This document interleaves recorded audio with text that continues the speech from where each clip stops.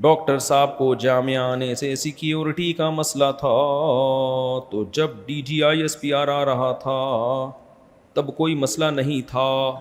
D G آئی یہ جامعہ کی طرف سے سیکیورٹی کا مسئلہ نہیں تھا، ایک گورنمنٹ آف سندھ نے کہا ہے کہ سیکیورٹی کا مسئلہ ہے. جامعۃ الرشید نے تو یہاں تک کہہ دیا ہم ہیلی کاپٹر کا انتظام کریں گے آپ کے لیے، اور ڈاکٹر صاحب بھی کہہ رہے تھے میں لازمی آؤں گا، کیونکہ جامعۃ الرشید کا ڈاکٹر صاحب سے آج سے تعلق نہیں ہے، 10 سال پرانا تعلق ہے. تو یہ آپ پھر حکومت سے پوچھیں، ہم سے نہیں پوچھیں، ہمیں تو اشکال ہے کیوں نہیں آئے.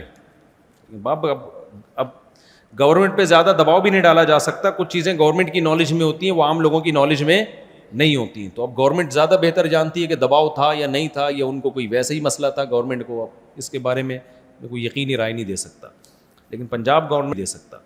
لیکن پنجاب گورنمنٹ نے تو اللہ کا شکر ہے ان کے دورے ہو رہے ہیں.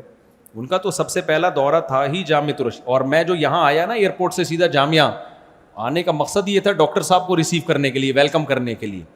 میں تو خوش تھا کہ یار ہم ڈاکٹر صاحب کو ویلکم کریں گے، سارا پروگرام ہی بڑھ گیا.